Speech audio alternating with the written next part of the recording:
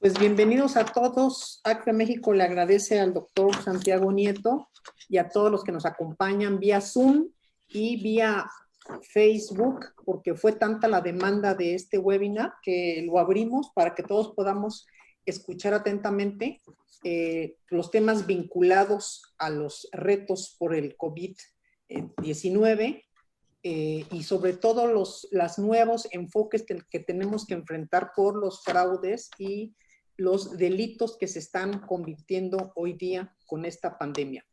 Quiero presentar a ustedes, aunque ya es conocido en México, pero para los que nos escuchan de Latinoamérica, al doctor Santiago Nieto, quien es el titular de la Unidad de Inteligencia Financiera aquí en México. Se ha desempeñado también como fiscal especial para la atención de delitos electorales.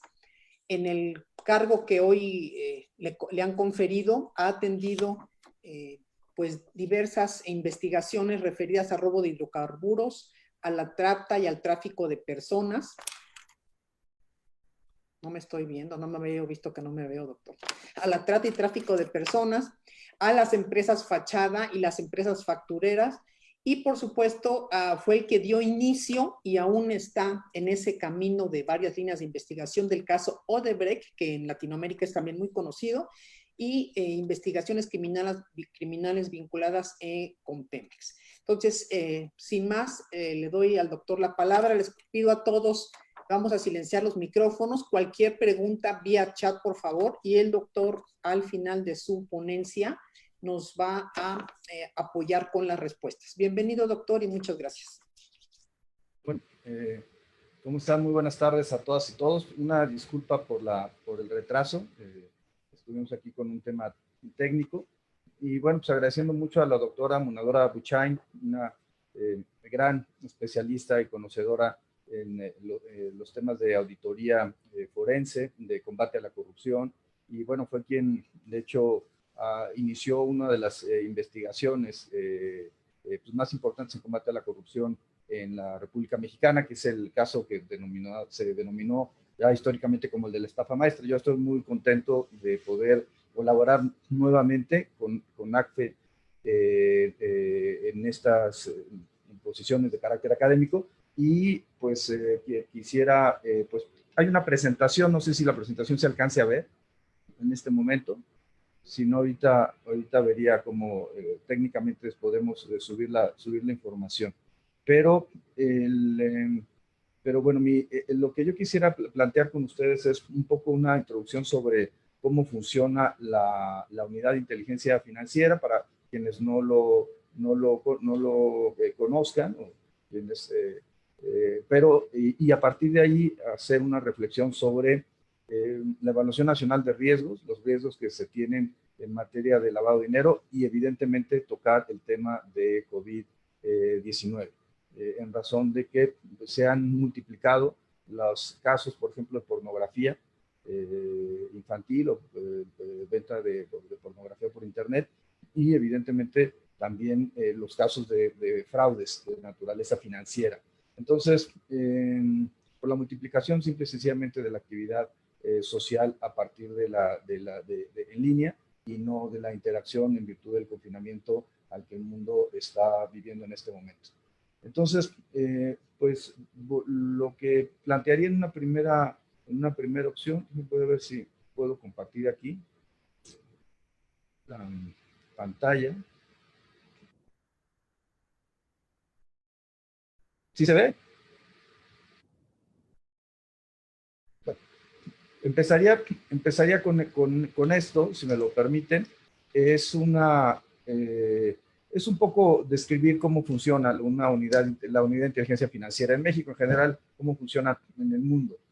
Hay que recordar que con la firma de la suscripción, para el caso de México, de la Convención de Palermo, la Convención de Viena y finalmente la Convención de Mérida, surgieron unas obligaciones de carácter supranacional para, entre otros elementos, constituir una unidad de inteligencia financiera como una unidad central que recibiera la información de los sujetos obligados por la ley. Básicamente tenemos dos tipos de sujetos: los del sistema financiero, son 459 entidades financieras, desde banca múltiple a SOFIPOS, SOFOMES, casas de cambio, centros cambiarios. Y por otro lado, tenemos las actividades vulnerables, aquellas que, de acuerdo con nuestra normatividad, así denominadas, que se tratan de aquellas actividades profesionales como los notarios públicos, los corredores públicos, los contadores, las y los abogados, los vendedores de autos, vendedores de joyas, vendedores de arte, los casinos, juegos, sorteos, las tarjetas prepagadas, etcétera, que tienen la obligación de presentar un aviso ante la unidad de inteligencia financiera cuando se superan ciertos umbrales, que ahorita me referiré un poco más adelante a ellos. Entonces, la parte importante en la recepción de información va con infraestructura tecnológica, va con los repositarios de información, y esto es un trabajo que más bien desarrollan informáticos para efecto de poder recibir la información, que es una cantidad importante. La Unidad de Inteligencia Financiera en México tiene una base de datos de más de 5,000 millones de datos, que se ha ido ampliando en el último año, y, por ejemplo, los reportes de operaciones relevantes que presentan los bancos, podemos contabilizar más de 9,500,000 durante el pasado año 2019. Ahora, a partir de ahí, lo que se pasa es a análisis estratégico, en donde se elaboran los modelos de riesgo, una matemática, actuarios participan en esta parte, economistas, financieros, para efecto de generar un modelo de riesgo que permita dar una calificación a los sujetos que son analizados por parte de la unidad. La escala va de 0 a 10 puntos y se evalúan una serie de elementos, como por ejemplo la edad de las personas o el perfil transaccional, la cantidad de recursos que llegan a una determinada cuenta, etcétera, para poderle dar una calificación y tener una mayor cercanía o no de una posible operación de lavado de dinero.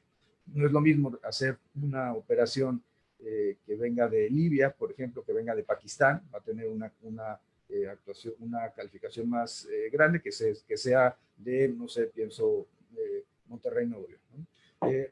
Pero bueno, en cada jurisdicción es calificada de forma distinta dependiendo si se trata de zonas en donde exista un riesgo de que existan operaciones de lavado de dinero.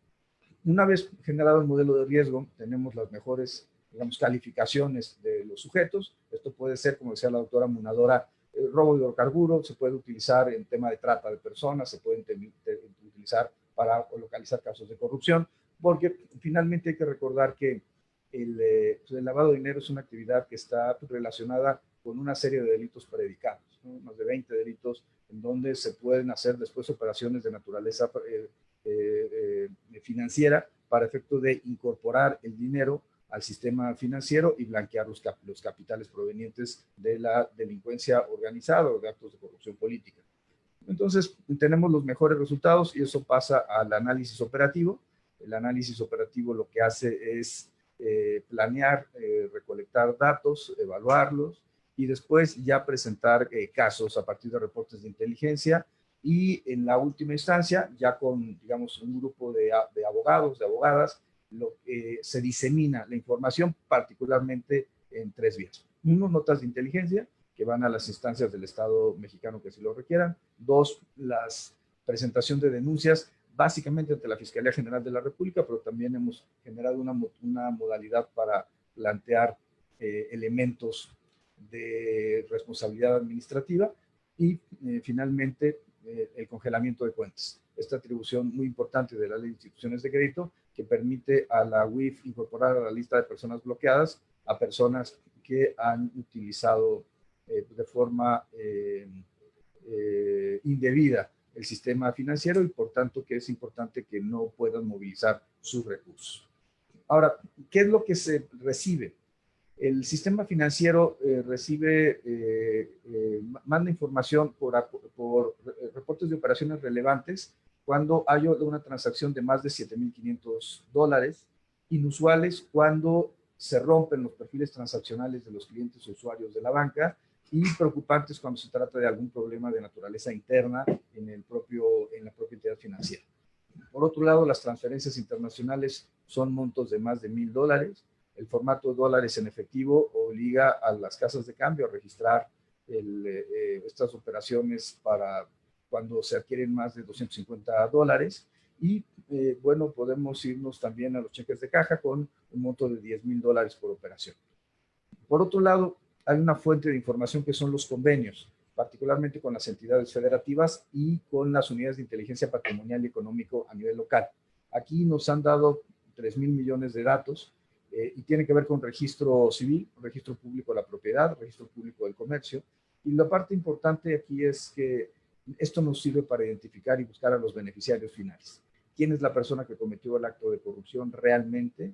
Y no estar viendo solamente a las fachadas. ¿Cómo lo podemos hacer? Pues es importante revisar predial, revisar la adquisición de bienes inmuebles. También es importante ver el registro público de comercio, las tenencias en su caso, o cualquier sistema de control vehicular. Todo eso es información que nos sirva para poder generar casos. Y en el sistema no financiero, los avisos que da el sistema no financiero es cuando las actividades vulnerables superan un determinado umbral. Por ejemplo, en temas de joyas o metales, cualquier compra de más de 35,000 pesos es reportada, avisada a la UIF a través de un aviso. En el caso particular del arrendamiento de inmuebles, 270,000 pesos. Pero en caso, por ejemplo, de servicios de blindaje de un vehículo, serían 406,000 pesos. Entonces, en cada vez que alguien realiza una operación de este tipo, lo que se hace es subir la información al sistema, al portal antilavado, para efecto de que SAT y UIF pudiéramos tener este tipo de datos. Ahora, dentro del cumplimiento de obligaciones internacionales, el Grupo de Acción Financiera Internacional obliga a los estados parte, México incluido, la generación de una evaluación nacional de riesgo, que se tiene que ver cuáles son los riesgos de lavado de activos en el país, y cada uno de los sectores tiene que a su vez generar una nueva, un enfoque basado en riesgos para efecto de poder detectar los problemas que tenga su sector. No es lo mismo el tipo de problemas que va a tener una tarjeta departamental que el que va a tener, por ejemplo, un blindador de vehículos. Entonces, la idea es que cada sector pueda tener un enfoque pensado en las debilidades que tiene su sistema. Ahora, ¿qué encontramos? En el riesgo de lavado de activos, el más importante en México, evidentemente, es la delincuencia organizada. Es una gran amenaza. Tenemos dos cárteles de naturaleza supranacional, Jalisco Nueva Generación y el cártel de Sinaloa, pero también lo que hemos visto es cómo se han ido creando o evolucionando, sobre todo en el sexenio anterior, 8 grupos vinculados con actividades criminales. Por ejemplo, la Unión Tepito o el cártel de Tláhuac en la Ciudad de México, los Guerreros Unidos, los Rojos en Morelos, en Guerrero, los Viagra en el estado de Michoacán, o el cártel Santa Rosa de Lima, que es un cártel en el estado de Guanajuato que tiene una particularidad. Empieza siendo un cártel de robo de hidrocarburos y se convierte después en una multiplicidad de acciones delictivas, incluyendo secuestro o extorsión. Ahora, el punto central además es que los grupos delincuenciales se han ido diversificando. Antes la actividad común era el trasiego de droga, y hoy en día estamos hablando de tráfico de armas, de personas, de tráfico ilícito de migrantes. Estamos viendo cómo se han movido hacia la extorsión, hacia el secuestro, y esto es muy importante porque todos estos delitos tienen un componente de naturaleza financiera. La idea es obtener recursos de forma fácil y estos incorporarlos al sistema financiero, que sería la parte de lavado de dinero. Ahora, ¿cuántos? Hay muchas cifras que se han planteado. La verdad es que no hay una metodología a nivel global para medir cuál es el alcance real del lavado de activos, pero básicamente el Departamento de Estado norteamericano ha dicho que son 50,000 millones de dólares. Nosotros tenemos 160 casos denunciados ante la Fiscalía y los montos son más de 330,000 millones de pesos denunciados en depósitos, sin contar todavía los retiros. Digamos, hay una actividad fundamental, es un riesgo El trabajo que se tiene que tener a continuación es una metodología que nos permita medir realmente cuáles son los alcances de la magnitud de los ilícitos generados. Básicamente se calcula que el 5.3% del Producto Interno Bruto al 7% a nivel global es dinero que se lava por parte de la delincuencia organizada. En algunos países donde existe una mayor debilidad institucional, como puede ser el caso de algunos países en Centroamérica, esos porcentajes llegan a ser hasta el 14 o el 16%. Realmente es grave, nos tiene que preocupar la medida y la presentación de estos casos a nivel América Latina y a nivel México.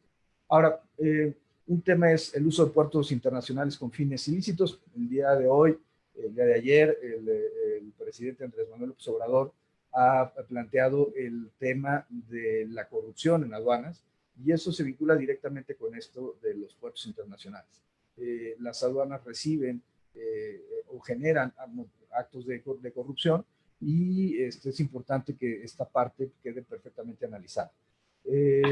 Particularmente por el riesgo del fentanilo, que ingresa vía las aduanas al tratarse de una droga legal, que después de mezclas, pues evidentemente se convierte en una droga absolutamente letal, ¿no? Una sobredosis de 0.2 gramos de fentanilo puede matar a una persona con estatura y peso promedio. ¿Qué más tenemos? Corrupción. La corrupción es uno de los grandes males del país. Yo creo que fue uno de los elementos que finalmente significó para México el cambio, la alternancia gubernamental en el año 2018, el hartazgo que la sociedad mexicana tenía por la corrupción en el sexenio de Enrique Peña Nieto.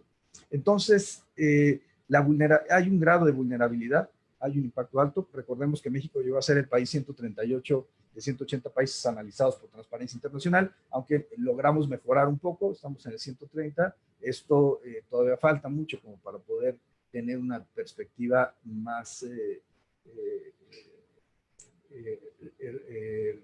buena en el ámbito de la medición de carácter internacional. Uno de los temas que detectamos es que la Auditoría Superior de la Federación, en esta época en que la doctora Munadora estaba por ahí, había denunciado un número muy importante de casos, pero entonces Procuraduría General de la República no había logrado la judicialización de muchas de las carpetas de investigación o la consignación de las averiguaciones previas en su tiempo. Ahora, otro tema de riesgo es la dimensión de la economía informal. En un país en donde el 57% de la economía, de la población económicamente activa vive de la economía informal, y con ello implica que representa el 22% del Producto Interno Bruto, además de que en México es un país que tiene un nivel de bancarización reducido del 37%. Lo que necesitamos es, evidentemente, ir generando un proceso para que las personas que se encuentran en la informalidad lleguen a la formalidad, y pues evidentemente buscar un proceso de bancarización. Puede ser del Banco del Bienestar. En algún momento se planteó incluso que Banco Azteca pudiera convertirse en este espacio en el cual se empiezan a pagar, se empiezan a desplegar tarjetas para efecto de que venga una bancarización del sistema monetario. Ahora, ¿qué temas nos preocupan? La dimensión del uso de efectivo en pesos. Es decir, hay que recordar que parte de la corrupción de naturaleza política implica que el dinero se encuentra en el sistema financiero, se contratan empresas fachada, así fue la operación Zafiro, así fue la estafa maestra, y después con trasladadores de dinero se extrae el dinero en efectivo y se lleva hacia casas o los espacios, bienes inmuebles en donde la gente que generó el acto de corrupción puede tener el dinero sin preocuparse de demasía. Por otro lado, tenemos el modelo inverso, el modelo, digamos, inductivo, donde el dinero se encuentra en la circulación en la calle y viene de actividades ilícitas, y lo que se busca es blanquear. Entonces, en estos casos, insisto que es una mecánica inductiva, lo que vamos a tener es dinero en efectivo que empieza a incorporarse al sistema financiero a partir de compra de bienes inmuebles, de vehículos de lujo, de arte, joyas, entre otros elementos. Ahora, tenemos otro tema que es el uso de dólares en efectivo, y hay una disparidad en la normatividad. Tenemos casos en los cuales las casas de cambio, por ejemplo, solamente puede cambiar $300 al día y hasta $4,000 en un mes. Pero si ustedes se van a un centro cambiario, pueden cambiar $10,000 en un día, lo cual genera evidentemente mucho pues, malestar. En razón de que puede ser un riesgo de una actividad de lavado de dinero cuando llegan personas en avión al aeropuerto, llegaban antes de la pandemia, y iban al centro cambiario, cambiaban dólares y se regresaban a sus respectivos países. Esta parte es una parte que no hay que perder de vista. El último punto es en los sistemas de pago. Creo que ayer se ha avanzado bien con el CODI que el Banco de México ha estado impulsando. Ahora, esta lámina que ustedes pueden ver aquí, para mí es importante y tiene que ver con un debate constitucional en México sobre la extinción de dominio. Creo que como han hecho varias naciones del mundo, incluyendo Colombia, incluyendo Estados Unidos, Inglaterra, lo que se ha planteado es que necesitamos extinguir el dominio de los recursos provenientes de la delincuencia organizada.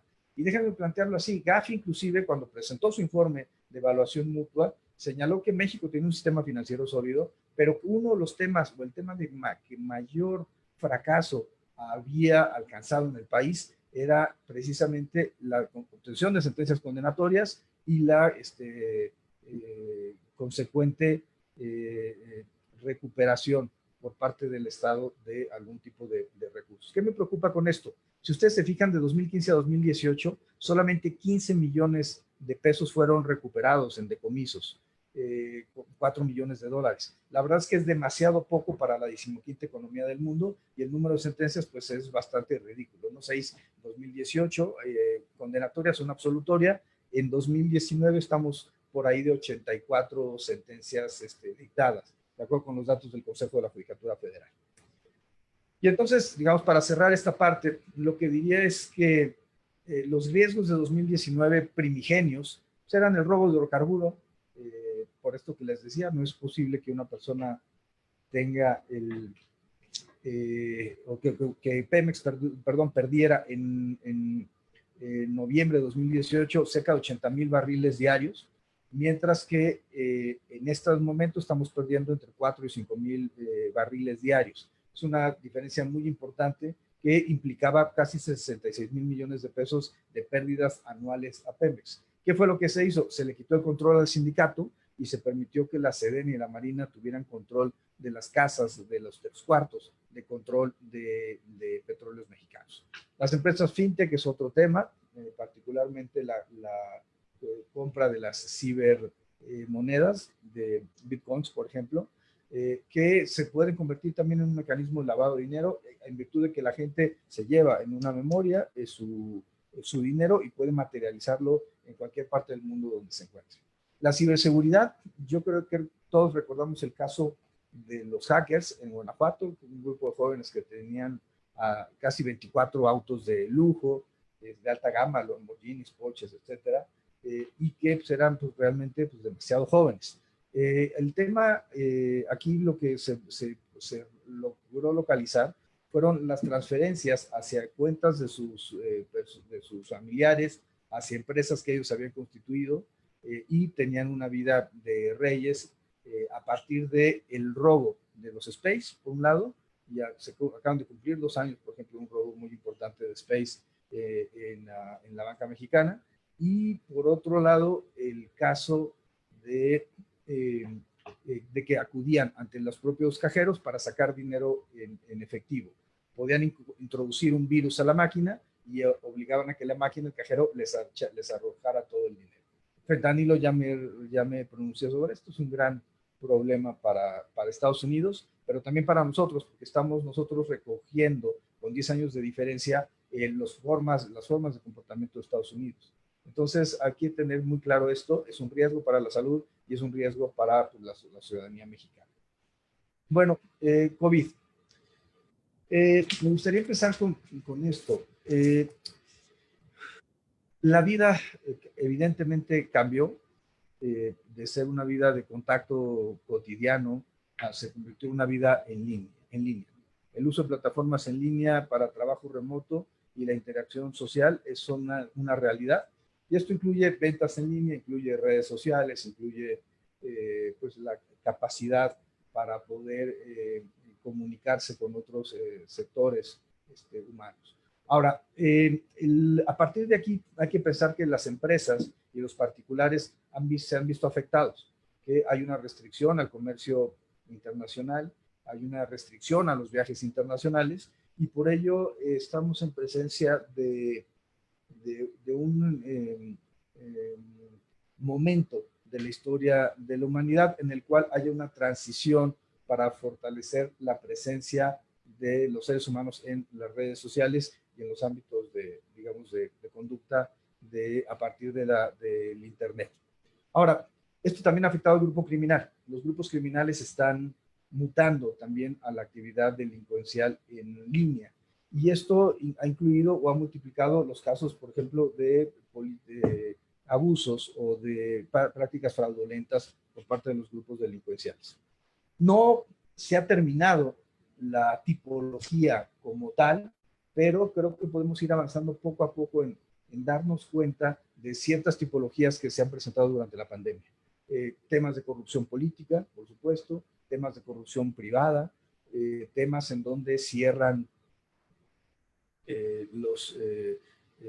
los comercios y el comercio empieza a trabajar en línea.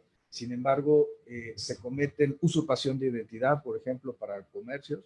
Recuerdo recientemente algo sobre el Palacio de Hierro, donde hubo una falsificación, o también le ha pasado a la Secretaría de Relaciones Exteriores, donde hay una falsificación de determinados instrumentos que hubieran servido, para efecto de, por ejemplo, en caso de Relaciones Exteriores, dar una cita, o para ventas por Internet. Al usurpar la identidad del Palacio de Hierro o de alguna persona moral, a partir de Internet, lo que se está haciendo es captando recursos y esos recursos son destinados a cuentas y las cuentas finalmente desaparecen. ¿Qué encontramos? Necesitamos ir construyendo todavía las tipologías. Yo creo que esta va a ser una tipología muy importante, la de trata de personas, otra la relacionada con la pornografía infantil, pero seguramente tendremos otro tipo de tipologías vinculadas estrictamente con fraudes de naturaleza financiera. Ahora, ¿qué existe? Pues bueno, tenemos casos en donde se están ofertando en Internet la cura contra el COVID-19. Pues, bueno, esto ha sucedido en varias naciones del mundo, incluso ya apareció algún caso aquí en México, cuando evidentemente sabemos que no hay vacuna, no hay cura en este momento, y la única forma es mitigar los efectos negativos de la enfermedad o del virus en el cuerpo humano. Sabemos evidentemente que es un virus potente y que no solamente termina afectando los pulmones de las personas, sino también todos los órganos vitales, excepto bulbo raquídeo y cerebro, donde no existe contundencia de que haya existido una afectación. Pero bueno, ¿qué se puede encontrar en este momento? Tráfico de medicamentos falsificados, pruebas de detección de COVID-19 falsas o insumos médicos que se trafiquen o que simple y sencillamente se estén modificando para efecto de ser vendidos nuevamente al sistema de salud. Tenemos también ventas de insumos sin los estándares requeridos, por ejemplo, cuando hay mascarillas o trajes, guantes, etcétera, que esto también puede ser una actividad de naturaleza fraudulenta. Hay que ver realmente si existen estos insumos con los estándares o no. Yo creo que hay que también señalar que no se exenta a nadie de un acto de corrupción. Yo he estado en contacto muy cercano con el director general del Instituto Mexicano de Seguro Social, con Zoe Robledo, para efecto de poder ir apoyándolo en caso de que se requiera algún tipo de trámite o de conocimiento de las operaciones financieras de alguna persona física o moral. Creo que esta es una parte importante porque debemos de evitar, evidentemente, la corrupción política pública, pero también la corrupción privada. Y en el tema de la corrupción privada, el problema está en la valoración de insumos, el acaparamiento, la especulación para efecto de que suban los precios Y creo que esto, pues la realidad no nos conviene a nadie. Necesitamos tener una visión mucho más estratégica para poder trabajar de manera coordinada y lograr algo que es muy importante, que tiene que ver con la fraternidad en las relaciones sociales. Creo que en este momento uno de los temas centrales es darnos cuenta de que la actividad o el virus se ha generado una transformación de las sociedades y que cuáles son los efectos negativos que podemos tener en ello. Por eso la empatía, por eso la solidaridad se convierten en elementos muy importantes de acuerdo con este contexto. Bueno, ¿qué otra cosa se va a incrementar? O se está incrementando. El uso de casas de empeño, de prestamistas, de medios de financiamiento informal. Es decir, va a haber una, ojalá no pase en México, lo está pasando en varias partes del mundo, hay una variación hacia hacia el incremento de financiamiento de naturaleza informal. ¿Qué necesitamos? Que se mantenga el financiamiento desde los ámbitos formales.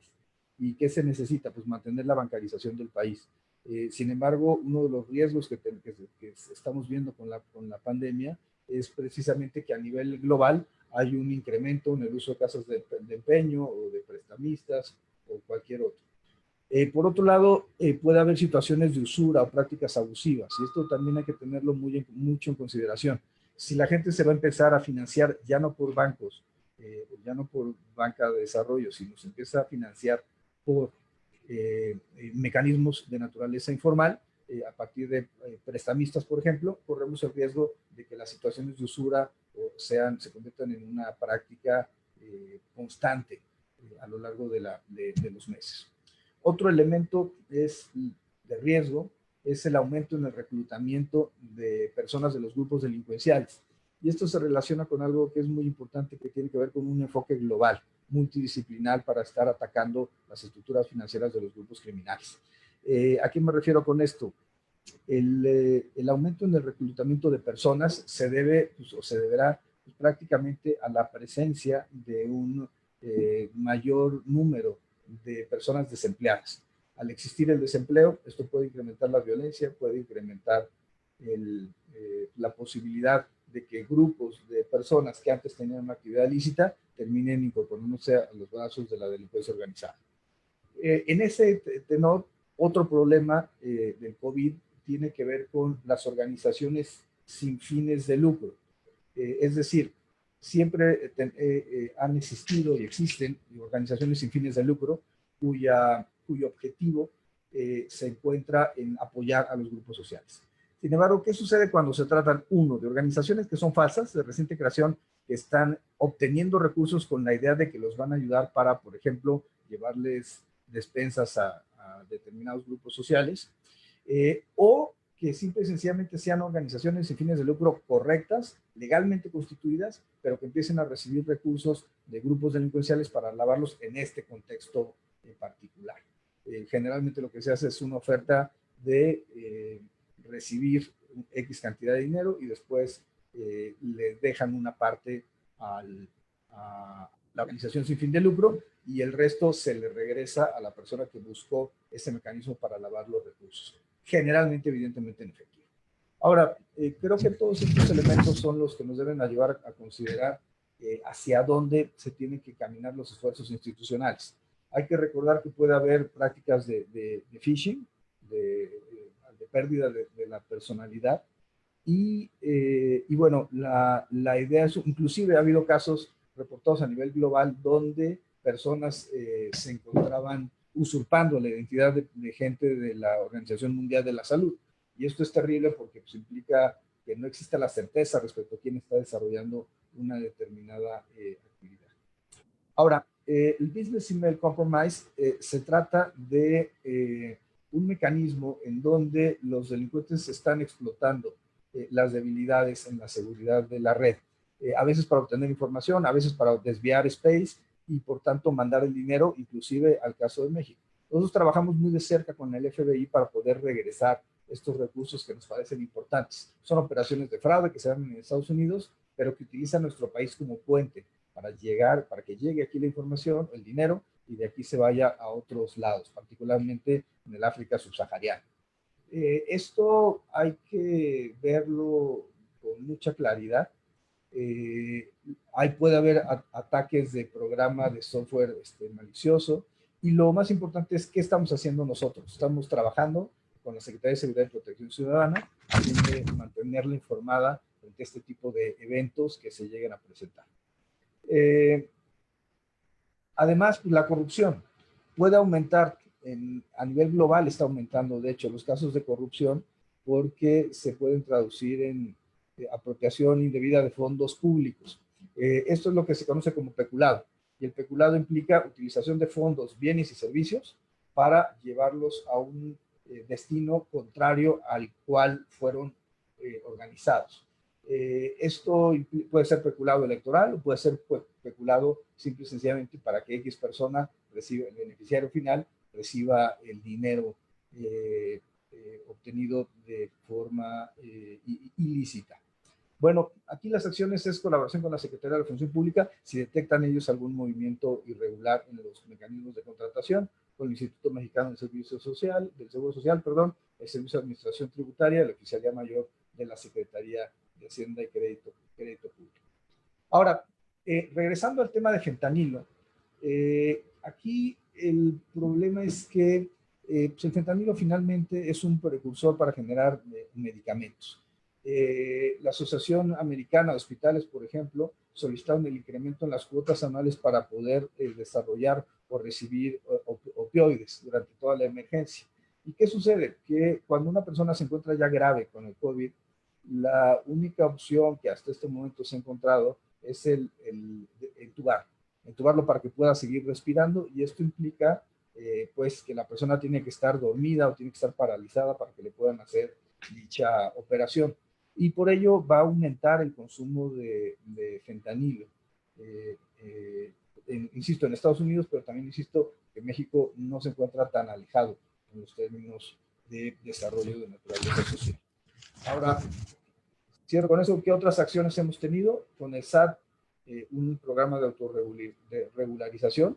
La idea de que si no están trabajando al 100% de su capacidad las empresas o los grupos, no tendrían que estar cumpliendo a cabalidad todos los días con los plazos establecidos en la ley de prevención. Lo que se plantea aquí es que en caso de que se requiera por parte de los sujetos obligados para presentar sus avisos, que pueden hacerlo un poco más adelante y no seremos tan exigentes en cumplir con el plazo establecido de un mes por parte de la normatividad. Finalmente, hay dos comunicados relevantes con la CNBV, la Comisión Nacional Bancaria y Valores. Uno, para que el sistema financiero, lo mismo que actividades vulnerables, nos avisen cualquier tema vinculado con el COVID. Y dos, el trabajo que se está desarrollando de los lineamientos con CNBV para poder explicarle a esto que estamos hablando a las personas que forman parte del sistema bancario. Bueno, casos relevantes. Cerraré esta parte de COVID y me iría a los temas de casos relevantes. Ya hace un momento la doctora Munadora Buchain hizo referencia a este caso, el caso de corrupción en Pemex. Es un caso de corrupción macro que involucró 3 continentes y que tenía que ver con este gigante, esta corporación gigante brasileña de Odebrecht. Si a mí me preguntaran por qué México llegó a ser el lugar 138 de los más corruptos del mundo versus el 90 que tenían países como Brasil o países como Ecuador, yo les, que tenían Brasil y Perú, yo les diría que la gran diferencia se encuentra en ese apellido de origen alemán radicado en Brasil en la segunda mitad del siglo XX, es decir, el apellido Odebrecht, donde se empezó a generar este movimiento, este grupo, para efecto de crear un departamento que era un departamento de sobornos y buscar a jóvenes políticos ambiciosos de los países para ofrecerles dinero para las campañas electorales. En ese sentido, a cambio de contratos de construcción futura. Por eso me refería hace un momento que la corrupción empieza en gran medida en los procesos electorales. Ahora, ¿cuánto fueron denunciadas? 16 personas, las mismas que fueron bloqueadas. Los montos de los depósitos denunciados fueron 119 millones de dólares y 73 millones de pesos. Y lo importante, bueno, hay un error en esa lámina, es que se presentaron 4 denuncias ante la Fiscalía General de la República y hoy se encuentra detenido en Madrid el señor Lozoya, acusado, entre otras cosas, de lavado de dinero, y bueno, ya se ha dado cumplimiento de esa primera orden de aprehensión que existe en contra del señor Emilio Lozoya. La Secretaría de la Función Pública, a su vez, lo inhabilitó por 10 años. Ahora, casos de narcotráfico. Esto es un caso que también me parece relevante. Se trata de uso de tiburones para meterles droga en el cuerpo y mandar de Costa Rica a Progreso, en Yucatán, y de ahí a Estados Unidos. Los montos, ustedes pueden ver en este corporativo, la verdad es que los montos no son significativos. Sin embargo, la disposición de efectivo me parece muy relevante. Si bien la persona física que fue detenida pues fiscalmente no tiene gran cosa, en efectivo llegó a manejar 541 millones de pesos. El corporativo se divide en 3 empresas y esta, por ejemplo, la empresa pesquera tiene depósitos y retiros en efectivo por más de 1.783 millones de pesos. 1.783 millones.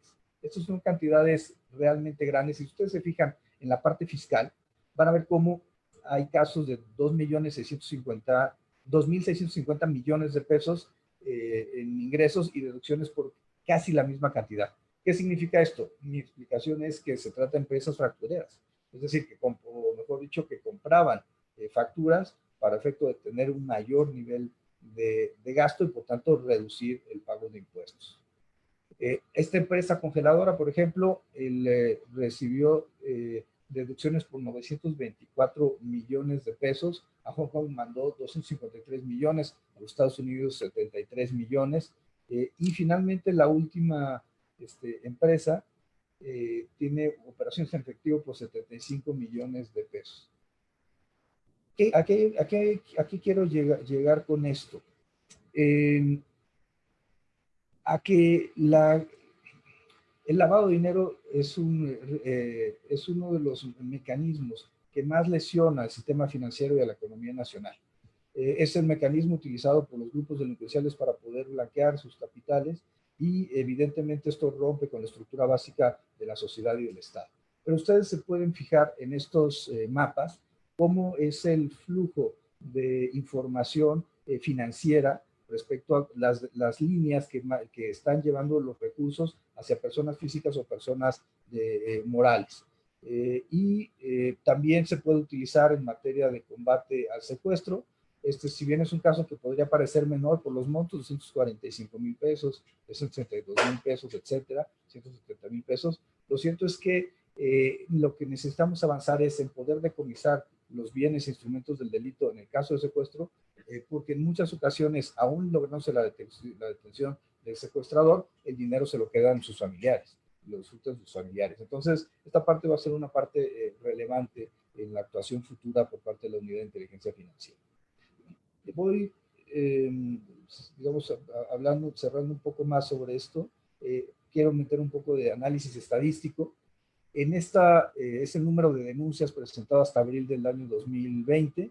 Eran 160 en 2019, 2020 vamos a 35.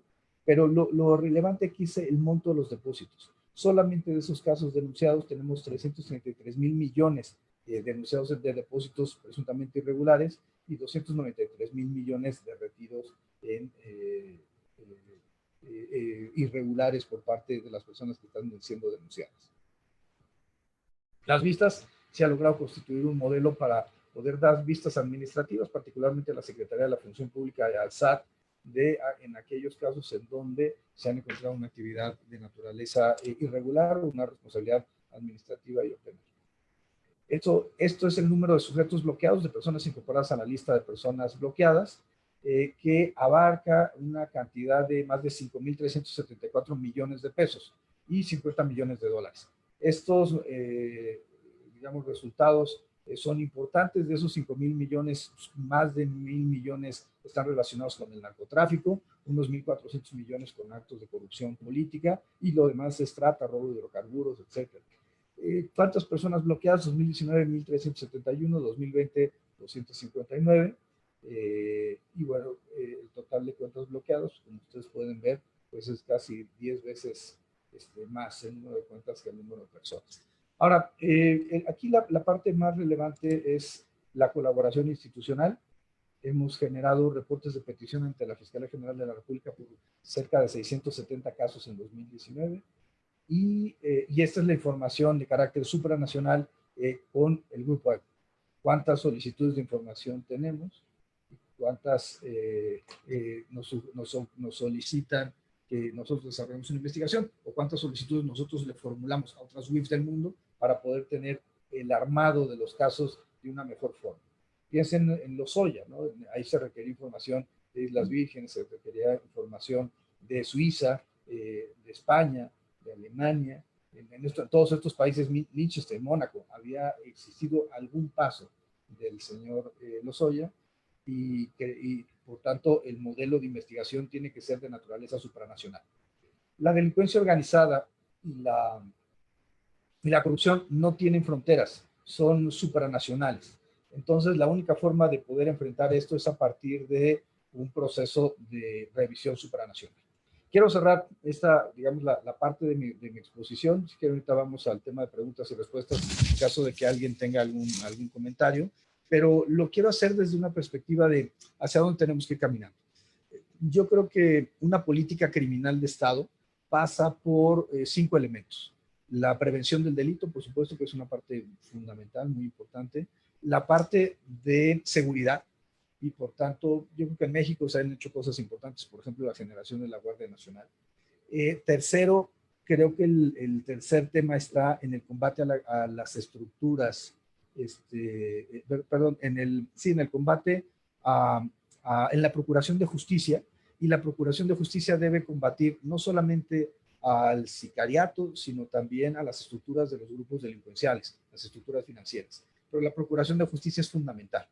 Un cuarto elemento estará relacionado con la impartición de justicia, y esto implica que los jueces, las juezas, los jueces deben darse cuenta que están en un marco de operación con el resto del país, y que cualquier decisión que se tome de forma indebida va a dar un impacto en la vida y en la credibilidad de los sistemas de procuración y de impartición de justicia. Y finalmente, creo que tenemos que cerrar con el tema de ejecución de penas.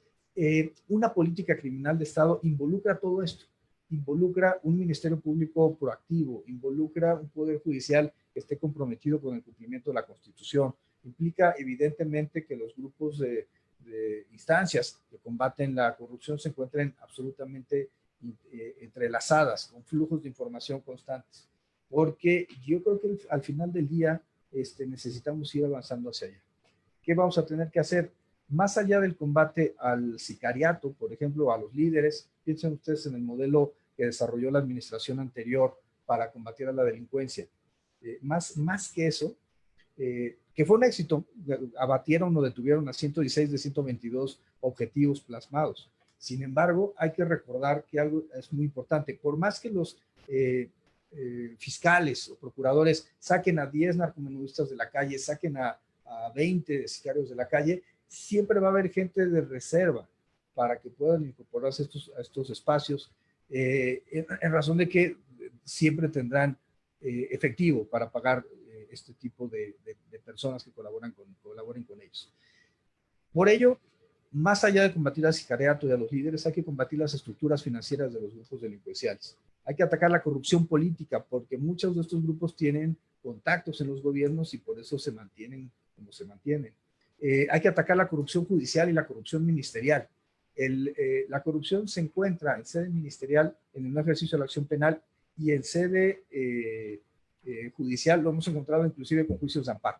Nos ha encontrado casos en donde un magistrado tenía 50 millones de pesos adicionales en sus cuentas que no correspondían a lo que él había ganado como consejero, como magistrado del Consejo de la Judicatura Federal. ¿Qué implica esto? Evidentemente corrupción, evidentemente vinculación con los grupos delincuenciales, pero el hecho que lo haga un magistrado es doblemente trágico, porque se trata de la persona que está ahí con el propósito de poder aplicar la justicia, no con el propósito de generar mayores desigualdades y mayores conflictos de naturaleza social. Yo cerraría aquí la exposición. Les agradezco mucho la gentileza de su atención y sí les diría algo que me parece fundamental. Tenemos retos, muchos retos por adelante. Tenemos el reto de combatir a la delincuencia organizada, tenemos el reto de combatir la corrupción, tenemos el reto, hoy estamos platicando de cómo se debe combatir la corrupción en aduanas. No es posible que se conviertan en los espacios preferidos por los grupos delincuenciales para traficar cualquier tipo de cosa. Necesitamos esforzarnos más en secuestro, en extorsión, y por supuesto se requiere combatir desde las gradas y la barrera del Estado de Derecho a los grupos de delincuencia particularmente organizada que están generando en este momento explotación sexual en línea, pornografía infantil, trata de personas, tráfico ilícito de migrantes, en estos momentos en donde en realidad necesitaríamos estar haciendo otra cosa, en donde yo creo que necesitamos estar combatiendo a todos estos grupos delincuenciales y la única forma de hacerlo es a través de la integración, de la interacción entre los distintos grupos del Estado mexicano, procuradurías, fiscalías, órganos de inteligencia, Sedena, Marina, Guardia Nacional y por supuesto con la sociedad civil. La academia, la sociedad civil, los medios de comunicación juegan un papel fundamental en esta parte y yo creo que necesitamos combatir estos efectos negativos del COVID y del confinamiento que estamos viviendo a partir de una estrategia que permita sancionar a las personas que estén en este momento generando actos ilícitos en perjuicio de la sociedad y del Estado mexicano. Perdón, yo creo que ya me excedí. Y, querida doctora Munadora Buchay, muchísimas gracias por la invitación.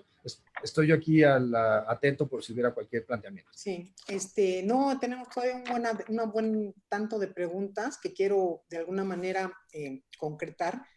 Muy interesante lo que nos has compartido, doctor, y me viene a mí a la reflexión algo que yo creo que has tocado tú pormenorizado, ¿no? Lo hiciste en un análisis muy integral, pero ahorita que comentabas de los riesgos emergentes por esta pandemia, de repente a mí me brinca como auditora, la otra parte es, ¿por qué siempre los delincuentes tienden inmediatamente a estar 20 pasos adelante de nosotros?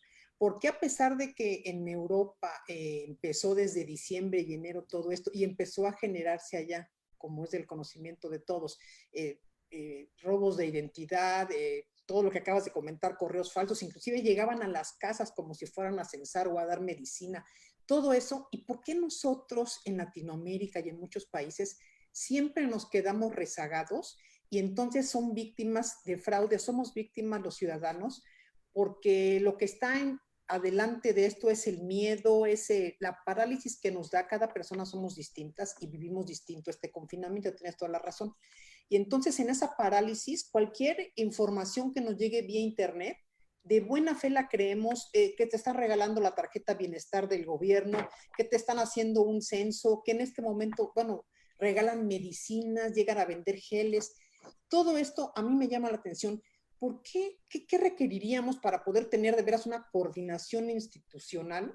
Porque yo sí creo, y esta es una percepción mía, que claro que tu área sola no va a poder hacer todo, podrá hacer la parte que toque, pero en este sentido yo veo que no hay, por ejemplo, los órganos reguladores, supervisores, coordinarse, dar una información a todos para que estemos atentos de que esto no vaya a pasar.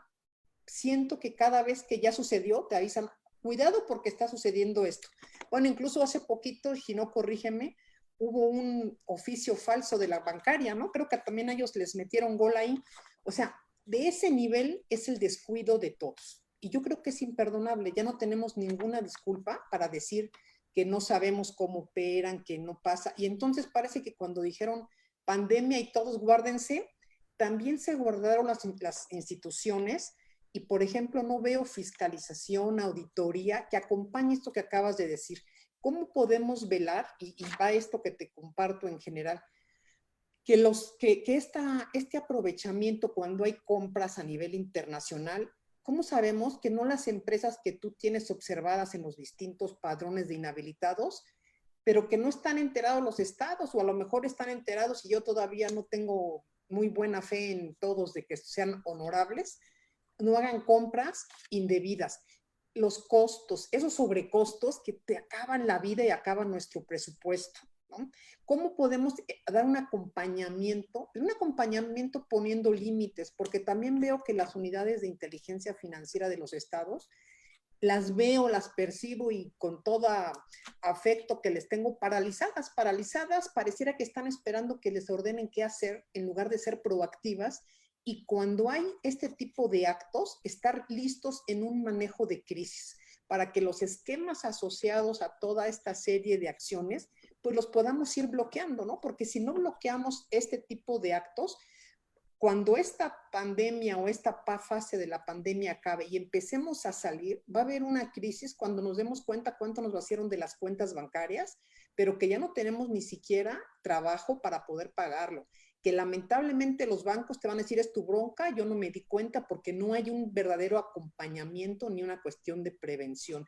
¿Cómo lograr que empresas inhabilitadas o fachada vayan a aprovechar en los estados y municipios toda esta oportunidad que puede triplicar y cuadruplicar el presupuesto? ¿Cómo impulsar que haya un acompañamiento, una auditoría en tiempo real? ¿Por qué no lo hay durante la operación? No lo hay. Entonces, sí es algo que yo creo que necesitaríamos. A mí me gustaría mucho escuchar tu opinión en este aspecto. Yo sé que no está en tus manos, pero ¿qué podríamos hacer para evitar esto? Y el otro papel importante, los oficiales de cumplimiento, por ejemplo, que son parte fundamental, ¿cuál es el rol? También de repente siento que estamos sentados para ver qué línea da la UIF, qué línea da el órgano supervisor y demás.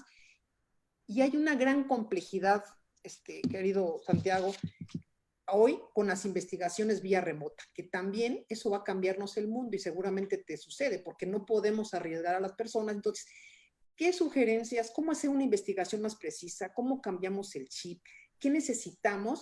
Y algo importante, ¿no? Se van a dar seguramente muchas transacciones vía lo que son las criptomonedas, que hay como 20 distintas. Entonces, toda esta temática sí impacta en la corrupción política, sí impacta en nuestras bolsas, sí nos deja impávidos y no podemos irnos a pelear con nadie, porque no quiero ni imaginar las colas en Conducef, en Telcel, en todos los que nos vayan a meter un gol, porque somos proclives, somos personas de muy buena fe, y los delincuentes, los ciberdelincuentes se aprovechan de lo que tú mencionaste. Jóvenes ahora en internet más tiempo, que al ratito van a estar en el web profundo, con cosas que son gravísimas y extorsionados. O sea, de repente me quedo con mi angustia, no se las traslado, pero yo quisiera escucharte en esto. ¿Y qué nos invitarías a todos a hacer? Porque también todos tenemos que hacer algo, no nada más esperar que el gobierno lo haga. ¿Cuál es el papel de todos nosotros en esto?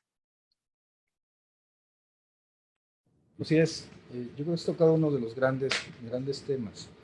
Eh, Primero el tema de Latinoamérica. Creo que algo habremos hecho bien, eh, que no hemos tenido hasta este momento, pues, el impacto en materia de salud como lo tienen Estados Unidos, Italia, España, por ejemplo. Creo que sí es importante, pues, seguir cumpliendo con los mandatos que establece la Secretaría de Salud, el doctor López-Gatell en particular. Pero sí necesitamos tener un mecanismo para poder identificar los problemas que a nosotros nos tocan, que son los temas de lavado de dinero y combate al financiamiento al terrorismo. Lo que hicimos, había mencionado algo, fue generar primero un aviso con el SAT y con la Comisión Nacional Bancaria y de Valores, para que los sujetos obligados, sea sistema financiero o no financiero, pudieran reportar, como autorregularizarse, que no reportaran como establece la ley, en razón de que no tienen a todo su personal trabajando. Pero algo que nos pareció muy importante era que nos avisaran cualquier cosa que estuviera relacionada con COVID. Hemos recibido 5 reportes de los bancos relacionados con COVID. Estamos haciendo la depuración y la investigación. Sin embargo, también lo cierto es que pensábamos en la UIF que esto era insuficiente. Es decir, esperar a que nos reporten los bancos y a partir de ahí tratar de revisar si había un tema de lavado de dinero, iba a ser muy lento. Y por tanto, la opción que vimos fue empezar a revisar lo que estaba pasando en otras partes del mundo y así generar modelos de riesgo que nos permitieran detectar esa actividad. Entonces, digamos, estuvimos incorporando palabras clave para el modelo de riesgo que tenían que ver con farmacéuticas, por ejemplo, pruebas falsas, fraudes, y entonces nos dimos cuenta de que se estaban cometiendo fraudes en México, particularmente a través de transmisores de dinero, que son los lugares donde se depositaban. Pienso en este caso de las tarjetas bancarias falsas que se estaban dando en el estado de Chiapas relacionadas con la Secretaría de Bienestar, a las que hiciste referencia. Pues sí, la verdad es que estamos viendo que ahí piden el depósito de 300 pesos. ¿Dónde se hace el depósito? Pues se puede hacer en un transmisor de dinero, voy a poner un ejemplo, un Oxxo, Coppel, etcétera, sin querer personalizarlo en ninguna de estas tiendas de conveniencia, perdón. Pero lo que pensamos es que necesitábamos hacer estos modelos de riesgo. Uno que se dedique a fraudes financieros, que hayan surgido entre marzo, abril y lo que venga en el mes de mayo. Por otro lado, otro que tenga que ver con compra de medicamentos.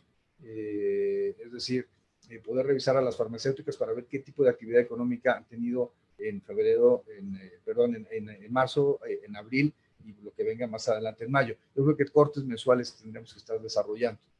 Pero también está el tema de pornografía infantil. Como tú mencionaste hace un momento, la verdad es que las jóvenes, los jóvenes, las niñas, los niños están mucho más tiempo conviviendo en redes sociales en virtud de que se mantiene el confinamiento en el país.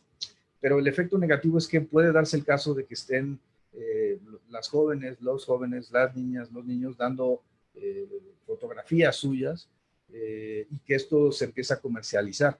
Recientemente tuvimos un caso de Facebook donde el tipo afortunadamente se pudo detener, pero era un tipo que con una identidad falsa le pidió a una niña que le mandara una fotografía, la niña accedió a mandar la fotografía, una menor de edad, y entonces la empezó a vender por internet. Ese tipo de cosas son lo que tenemos que estar verificando, y ahí sí vamos a correr nuestro modelo de riesgo para ver hasta dónde alcanzamos a llegar en la generación de casos. Yo creo que ya hay uno que ya tenemos visualizado, vamos a seguir avanzando así, y bueno, y eso va a la actuación de la Unidad de Inteligencia Financiera. Yo creo que el otro tema, y lo pienso por auditoría, pero también lo pienso por los espacios propios de las auditorías a nivel local o la Auditoría Superior de la Federación, inclusive los temas del Servicio de Administración Tributaria. Creo que ahí, o de la propia Unidad de Inteligencia Financiera, la revisión tiene que ser concomitante, tiene que ser en este momento de lo que está pasando ahora, no empezar a plantearlo dentro de un año, dentro de unos meses, tiene que ser ahora. Y esa revisión concomitante implica pues verificar que no se estén vendiendo productos milagro o no se estén vendiendo pruebas falsas o no se estén comercializando medicamentos o insumos médicos que tengan cualquier tipo de falsificación. Entonces, esta parte, la revisión concomitante tiene que ser fundamental. Y yo incluiría la idea de task forces, es decir, hacer grupos de trabajo interdisciplinarios o interinstitucionales, en donde personas del SAT, personas de la UIF, personas del IMSS, por ejemplo, puedan aportar ideas para efectos de generar políticas públicas que frenen las prácticas negativas que estamos viendo durante el COVID. Hacías referencia tú a las empresas fachada.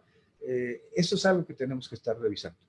Si hay un incremento porque además hay empresas que en este momento están ganando una cantidad de dinero importante. Por ejemplo, los que venden gel, los que venden alimentos, los súper, las farmacias, todo esto está generando un mayor ingreso.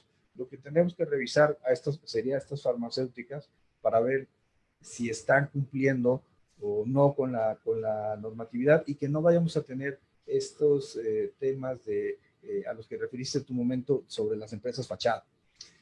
¿Me preocupan las empresas fachadas? Sí. ¿De que sean contratadas? Por supuesto que sí. Pero también hay que acordarnos cómo en Jalisco o en España ya se hicieron contrataciones con empresas que resultaron ser un fraude. Entonces, Eso es lo que hay que estar atacando y verificando. Y el tema de los oficiales de cumplimiento, yo coincido contigo, creo que el gran apoyo de la unidad de inteligencia financiera tiene que ser los oficiales de cumplimiento.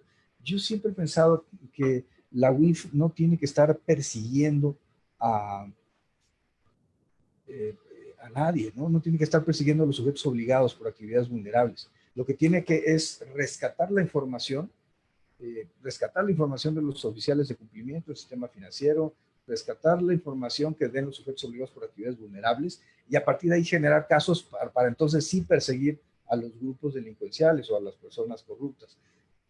Pero no tenemos que tener una actividad en contra de las personas que finalmente tienen la obligación legal de darnos la información.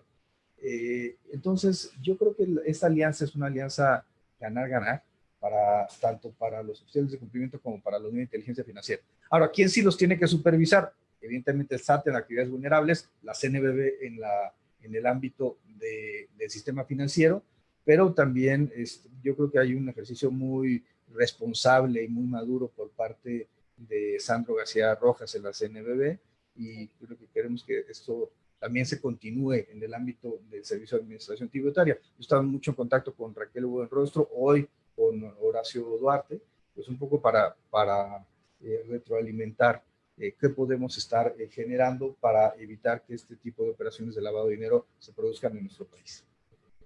Sí, y como comentas, hoy día inclusive el cambio en aduanas y algo que dijo el presidente que tiene toda la razón, que va a ser muy difícil cambiar en corto tiempo, es la corrupción imperante en aduanas, que tiene que ver con todos estos temas que corresponden a cosas criminales a nivel mundial, ¿no? No solamente la trata, sino toda la cuestión que tiene con derechos humanos, ambientales, narcotráfico, acción delictiva. Bueno, vemos repartiendo las despensas, caray, en los estados. El tema es que es tan grande toda esta cuestión que el dinero tiene que pasar por las entidades financieras, no sé si estoy de acuerdo. Entonces, también a lo mejor de repente habrá que concientizar, ¿no? Pareciera que es algo aislado y todos tienen una parte, lo que tú dijiste es sistémico. Si cada quien de veras se fortalece y hace la parte que le corresponde, por lo menos vamos a intentar hacer un blindaje mayor. Pero el dinero pasa por el sistema financiero, llega a los estados, esas empresas que tú comentas, lo que están comprando, ¿cómo un gobierno puede comprarle una empresa fachada sin haber revisado ni quién era cuando tenemos tantos antecedentes? Ahí hay una responsabilidad política y corrupta, de corrupción gravísima, ¿no? Y entonces parece que lo dejamos pasar y bueno, son temas bien interesantes que yo sé que no vamos a poder resolver, pero que es muy interesante comentar. Y el rol de lo que atinadamente dices, el papel de todas las personas que tienen que dar a conocer o que vigilar actividades vulnerables, ¿no? En el entorno de todas estas actividades. Y el SAT, por supuesto, que es, o sea, ojalá algún día haya un padrón público de todas las empresas que con ellas únicamente se puede contratar, que hayan pasado el filtro de ustedes, del SAT, y que entonces sea obligación que estén ahí para contratarse. De otra manera, sigue un espacio abierto a que se filtre, ¿no? De China, de todos lados. Y después, ¿cómo las encuentras? Y el dinero pues, se fue, creo que a algún lado infinito de este mundo. No sé qué opinas sobre eso, doctor. Sí, a ver, creo que un poco refiriéndome sobre casos en particular, la generación de empresas fachada es una de las características más importantes de la corrupción del sexenio anterior. No quiere decir que eso se haya extinguido, pues en realidad siguen operando muchas empresas fachadas. ¿Qué es lo que se tiene que hacer? Pues una respuesta institucional por parte del Estado mexicano. Por ejemplo, el uso de la facultad que tiene el SAT en materia de emitir la lista de simuladores, de EFOS, de empresas que facturan operaciones simuladas. Creo que esta es una parte fundamental. Si logramos que muchas de estas empresas que sean consideradas EFOS y por tanto se les cancelen sus sellos, estaremos restringiéndoles la capacidad operativa a los grupos delincuenciales. Puede darse una idea que se ha planteado, que se empieza a discutir, es la forma de hacerlo, es cómo vinculamos el 69B del SAT con la información que tiene la Unidad de Inteligencia Financiera. Yo creo que la idea es de las empresas que sean listadas en OFAC o en SAT en 69, puedan ser revisadas por la UIF de manera automática para ver si hay indicadores de lavado de dinero y entonces congelarle las cuentas. Creo que este podría ser un buen proceso, una buena salida. Los recursos, es interesante también ver hacia dónde se van. Lo que hemos visto es a veces empresas de mexicanos constituidas en Liberia. ¿Qué tendrían que hacer en Liberia empresas vinculadas con personas políticamente expuestas de México? Es interesante también cómo se ha incrementado la adquisición de bienes inmuebles en ciudades de Estados Unidos, sobre todo los estados del sur, de mexicanos vinculados con la clase política. Lo mismo que se dio el sexenio pasado con mexicanos de clase política en Barcelona o en Madrid, España. Eso es algo que nos tiene que llamar poderosamente la atención. Se trata de recursos que además son introducidos al sistema financiero, son llevados inclusive a otras latitudes y vemos cómo el intercambio financiero se empieza a hacer con mayor frecuencia en Hong Kong, en Estados Unidos, por supuesto, en Singapur, o cómo empieza a haber un flujo de recursos a Nueva Zelanda, vinculado con gente con personas políticamente expuestas de México. Esta es una parte que también es importante que empecemos a trabajar. ¿Cómo hacemos? Al final del día, pues, vivimos en una aldea global. Aquí nos tocó vivir, esta es nuestra realidad. Hoy enfrentamos una visión, digamos, distinta en razón de la pandemia que se está azotando al mundo, pero el dinero sigue fluyendo y la mejor forma de poder controlar a una gente corrupta es que sienta el cumplimiento de las reglas del Estado de Derecho. Se puede combatir desde la UIF o desde algunas otras instituciones la corrupción, desde el SAT, por supuesto. Pero si queremos combatir realmente la impunidad, eso solamente se puede hacer en la medida en que las otras instancias, la Fiscalía General, por ejemplo, o la Secretaría de la Función Pública, ejerzan sus facultades. Y esto es, la impunidad se combate llevando a los delincuentes ante los tribunales. Sí. Eso es bien importante lo que acaba de decir, porque no puede uno de manera aislada hacer todo. Si no hace cada uno la parte que le corresponde, pero sin ningún sesgo, con toda objetividad e independencia, hacer las acciones que permitan revelar, porque eso es lo que va a generar confianza en las personas. Coincido absolutamente contigo. Y ahí me viene una duda, por ejemplo, ¿cómo impulsar que de veras hay unas reformas en materia? Por ejemplo, ¿conviene para la UIF que haya autonomía de gestión? Yo particularmente creo que debe haber autonomía de gestión en ese entorno. Y también esta otra cuestión que de repente nos llega, ¿qué tanto hay ¿cómo le llaman? Que quieran hacer una cooptar, ¿no? De que a este sí, a este no, dirigir. ¿Cómo quitar esas tentaciones de los que estamos o están ahorita, porque a mí ahora ya no me toca estar, pero estar y quitar esa tentación de una persecución dirigida? ¿Con qué sugieres tú? Porque es parte que también tenemos que ir fomentando en los oficiales de cumplimiento, en los que nos dedicamos a investigación, ¿no? Que cada quien asuma su papel, eso creo que es muy importante. A ver, yo creo que el primer tema es el relacionado con la autonomía. La recomendación 29 de Gafi y un par de notas interpretativas de la misma sugieren que haya una autonomía, por lo menos técnica y de gestión de las unidades de inteligencia financiera. El modelo que tenemos en México es un modelo administrativo. Hay otro tipo de modelos, los judiciales, tú lo conoces perfectamente, pero el modelo administrativo o el policial, pero el judicial, el policial, pero el modelo administrativo es un modelo como el que seguimos en México que se obliga a que la unidad sea un área perteneciente a la Secretaría de Hacienda. Yo quiero decirte y comentarte que en realidad la autonomía técnica de gestión, digamos, existe de facto, aunque no haya un reconocimiento en la ley de que la actuación de la UIF sea autónoma. Pero hay otro elemento que es importante meter aquí en el debate, y es la imparcialidad. Es decir, ¿cómo podemos garantizar la imparcialidad? Me gusta mucho esa frase que utilicé para el libro de Sin filias ni fobias. ¿Cómo podemos garantizar que hay una actuación imparcial? Yo creo que hay que recordar dos partes. ¿Cómo funciona la UIF? La parte proactiva implica que desde el modelo de riesgo se van encaminando y buscando elementos para configurar casos o tipologías o tipos de casos. Entonces, en el modelo proactivo es lo que un algoritmo matemático definió que era el caso A respecto a lo que era el caso B, que uno era superior a otro en, digamos, debilidad institucional para que hubiera lavado de dinero, y por tanto lo que tiene que hacer la inteligencia financiera es llevar ese orden. ¿Cuál es la persona física o moral que tuvo una calificación más alta en el modelo de riesgo? A esa hay que investigar, no meternos en otro tipo digamos, de elementos. Por otro lado, tendríamos, desde el punto de vista de la imparcialidad, la parte reactiva. Y la parte reactiva, pues no podemos garantizar si la Fiscalía o la Secretaría de la Función Pública o, no sé, digo, cualquier dependencia, policía, la Guardia Nacional, etcétera, cualquier instancia que solicite una información, pues estará en el ámbito de ellos, como entes del Estado mexicano, que utilicen esa información pues, para los fines institucionales que se requieran. La idea es que sí se tiene que evitar una persecución política.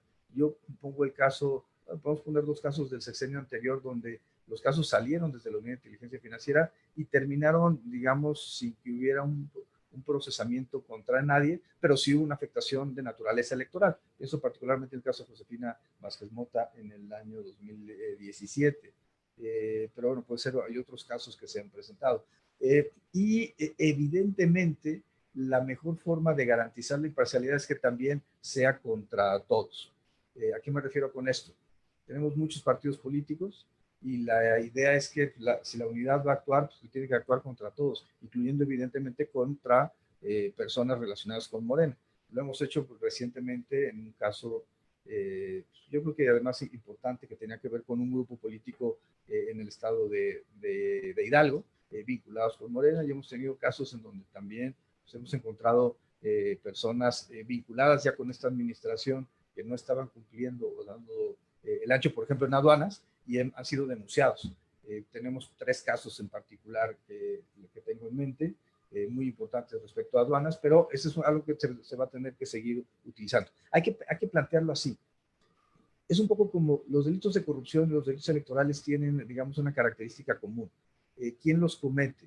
A diferencia de la delincuencia organizada o el delito contra la salud o el secuestro, extorsión, etcétera, que lo convierten gentes que rompen la estructura básica de la sociedad, el delito de corrupción y el delito electoral lo cometen básicamente personas que se encuentran no solamente dentro de la estructura de la sociedad, sino personas con poder dentro de esa sociedad. Es decir, los delitos electorales, por ejemplo, digamos, en la época que me tocó a mí, la mayor cantidad de denuncias eran contra un partido, contra el PRI.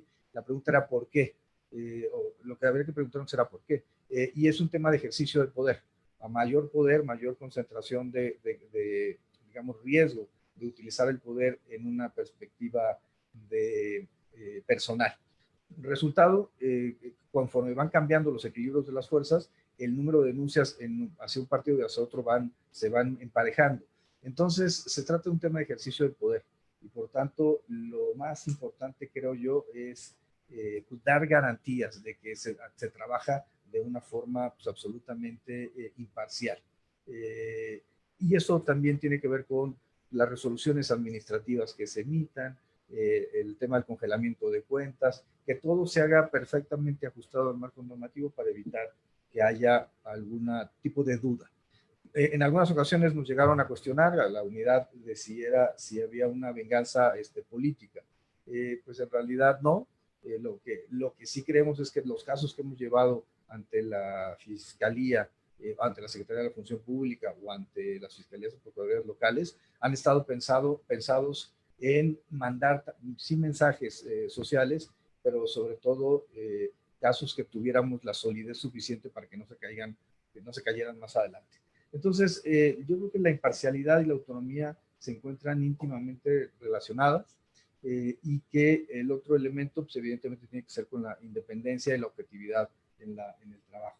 Cumpliendo esos requisitos, esos principios, creo que podemos llegar a mejores resultados.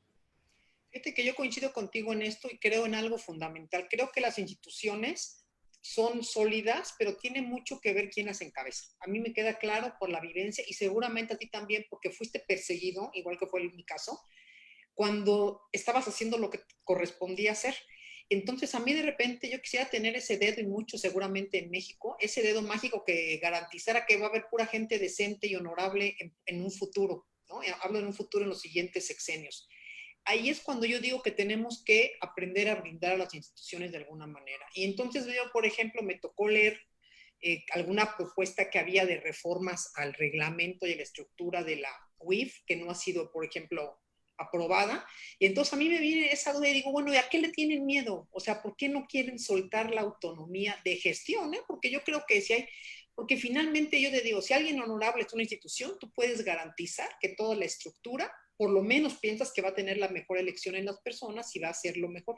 Pero eso no siempre podemos asegurarlo y es donde corren riesgo las instituciones, ¿no? Imagínate una institución como esta o la fiscalía que se acaba de crear y que se están tratando de reordenar y de hacer las cosas correctas. Bueno, hoy día nunca habíamos conocido, yo no había conocido en mi vida en una conferencia, nunca, y no hablo de esta, porque nos has acompañado en muchas, a un titular dando cuentas o rindiendo cuentas de sus acciones.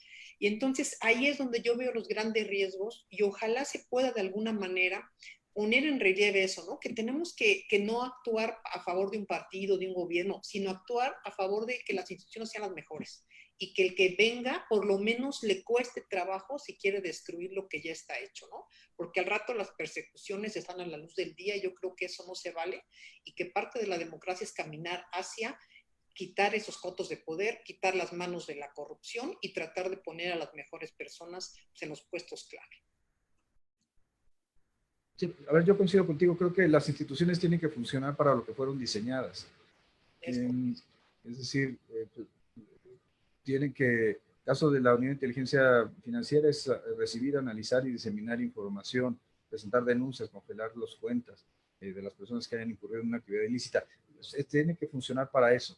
Caso de la FEPADE que mencionaste, pues la FEPADE tenía que perseguir delitos electorales. Entonces, creo que lo que no se vale, o lo que sería un error, es que no actuar en términos de institucionalidad.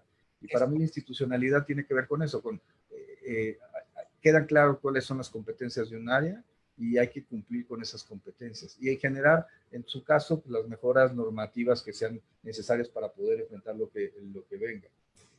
Respecto a reformas, fíjate que ahí hay un tema importante. Está en la Comisión de Hacienda, en el Senado ya votó la modificación a la Ley de Instituciones de Crédito, yo creo que quedó bien.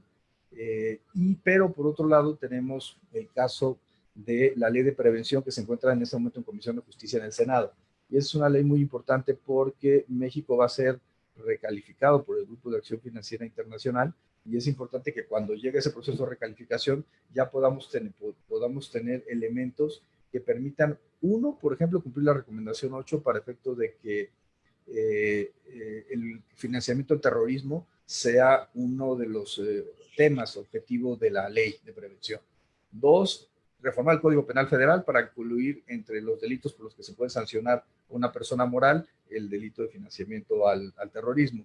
Tres, tenemos una de las 40 recomendaciones no cumplidas, las de actividades vulnerables. Y ahí lo que se necesita es tener mucho mayor control. Se ha pedido, se ha planteado por parte de Gafi que haya sistemas automatizados, que haya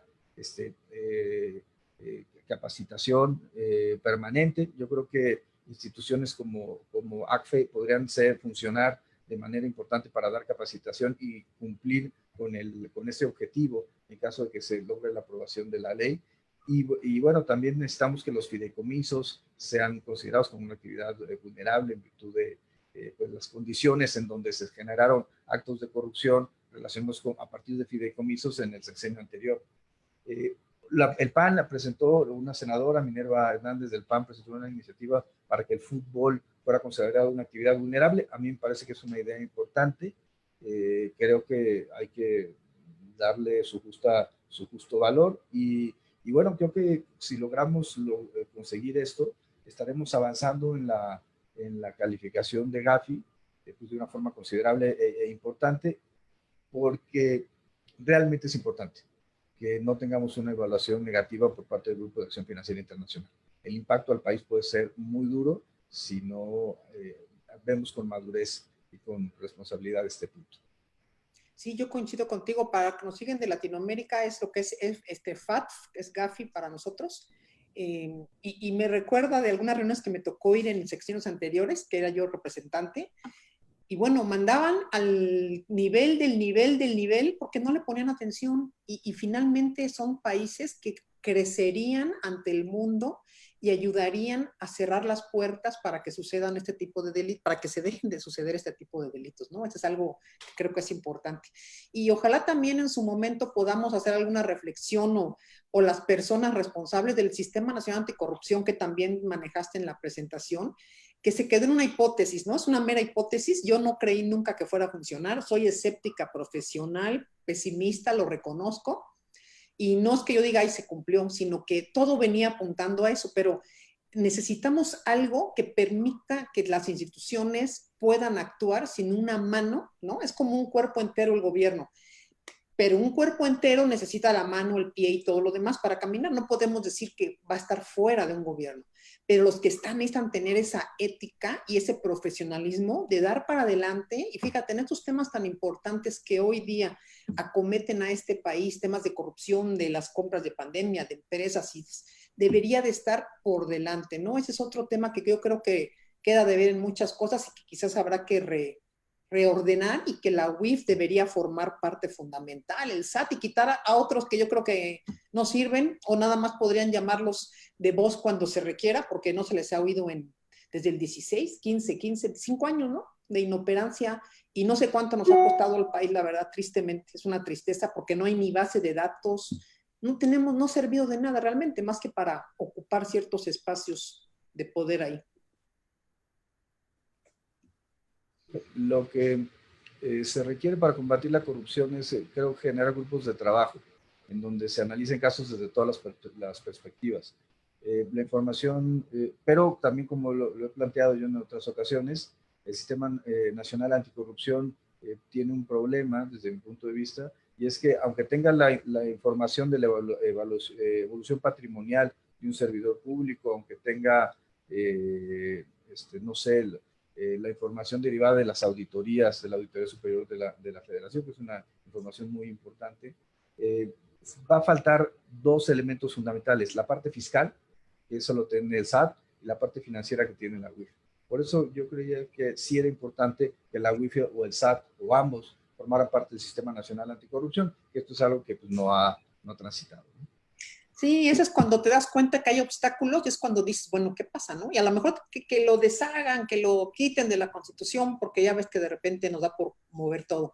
Pero tendrán que crear algo que sí camine, que sean órganos obligados con un tiempo fatal, pero que también estén sujetos a escrutinio y entonces tú puedas denunciar si no están actuando ante un ente, ¿no? Porque hoy mismo si tú quieres denunciarlo, pues no hay ni ante quién, son grandes vacíos.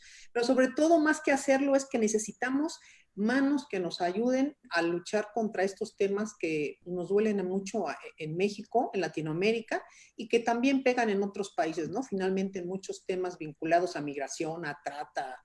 O sea, no nada más se queda local, se amplía este espectro de corrupción, de terrorismo, en fin, son temas muy interesantes que creo que has abordado y que considero muy importantes, y para todos los que han estado acompañándonos, más de 400 personas hoy podemos ver en Facebook y en Zoom. Y pues yo creo, no sé con qué quisieras tú cerrar, doctor. Nos preguntan el nombre de tu libro para que puedan adquirirlo, que también está en versión electrónica, si más no entiendo, en Grijalbo. Sí, en Grijalbo, el de las memorias del fiscal, se llama Sin filias ni fobias, memorias de un fiscal incómodo. Exactamente. Nadie estará más contento que yo que lo adquiera. No, Y bueno, y la verdad es que fue una experiencia muy bonita. Ahora, yo creo que me quedo como con esta conversación que tuvimos ambos en qué es lo que viene, cuáles son los retos a futuro. Activos virtuales, evidentemente, particularmente las bitcoins, va a haber estas plataformas para la adquisición de monedas virtuales, van a ser un tema. Yo creo que en el momento en que se reactive la vida, vamos a tener que enfrentar a los grupos delincuenciales nuevamente en calle, pero en este momento hay que quedar muy claros de que las personas que se están transitando hacia un mecanismo de fraudes financieros y donde hay que ser muy cuidadosos de las compras que se realizan en línea, porque puede ser desde un fraude para la renta de un inmueble un fin de semana hasta pues, temas vinculados con la salud de miles de personas, que puede ser esto de las pruebas falsas, por ejemplo, que se vendieron en España. Entonces yo creo que la ciudadanía tiene que estar muy atenta, primero, y segundo, denunciar. Yo creo que la gran arma que tiene la ciudadanía es denunciar desde sus respectivos ámbitos, sea el académico, sea el de medios de comunicación, o sea el de la propia sociedad civil o de las personas en lo individual, que presenten denuncias ante las autoridades. Exigir que las autoridades deben de funcionar para lo que fueron diseñadas. Esa es nuestra obligación, y creo que en momentos como este, creo que es importante sepamos todos cuáles son los riesgos sociales y financieros que tenemos, y que podamos denunciar los casos en los cuales pues, hayamos detectado este tipo de prácticas fraudulentas. Va a ser lo constante. Y en el tema de los niños, las niñas, pues es importante vigilar cuál es su acceso a Internet, a redes sociales, qué es lo que se están revisando, y evitar sobre todo el tema de usurpación de identidad. Que en muchas ocasiones es el mecanismo de enganche para los temas vinculados con trata de personas.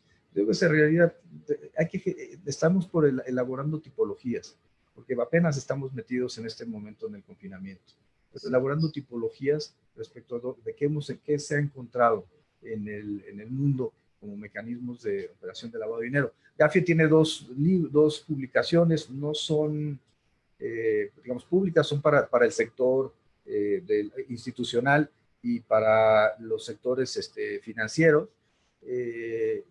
para los sujetos obligados por la ley.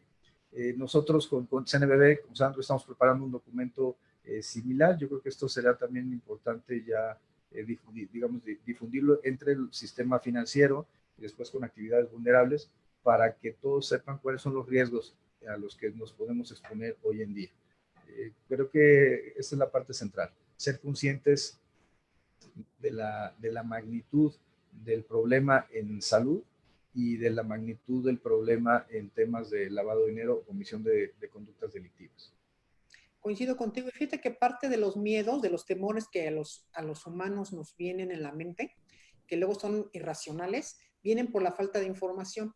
Entonces, en la medida en que tengamos la información apropiada, entonces tenemos sosiego y tranquilidad y entendemos qué puede pasar.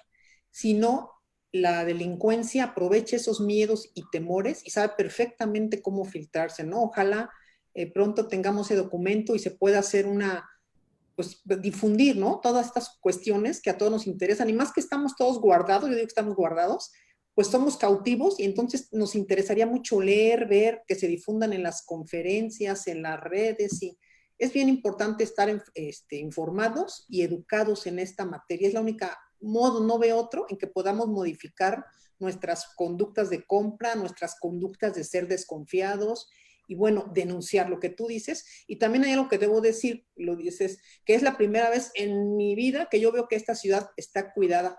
Hay policías por todos lados, o sea, pocas veces que he salido a comprar, he visto policías, y todo quiere decir que estamos cambiando, y puede esa política permanecer para el después, ¿no? Porque el después también nos genera un poco de temor, y ojalá se fortalezcan todos estos y estemos listos para cuando nos digan, hoy ya podemos ser más libres en el tránsito, y estemos preparados para quitarnos sorpresas desagradables. Y pues bueno, sería a todos agradecerles a nombre del doctor Santiago Nieto, su servidora, pues esta atención. Nosotros, ACFE México, y siempre el doctor, que aparte de ser hoy un funcionario, ha sido académico, colega, doctor de investigaciones jurídicas, aportando esto que nos puede servir a todos, y que creo que es algo que tenemos esa obligación como responsables socialmente de compartirles y que yo creo que disfrutamos ambos mucho en este contexto.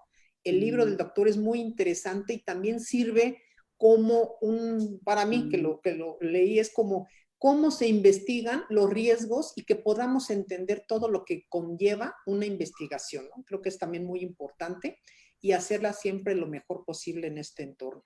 Pues te agradezco mucho, doctor, a todos los que nos han acompañado y pues nos vemos pronto y esperemos que todos se encuentren muy bien. Muchísimas gracias, querida amiga la doctora Munadora Buchain. Un abrazo. Gracias. Que estén todos bien.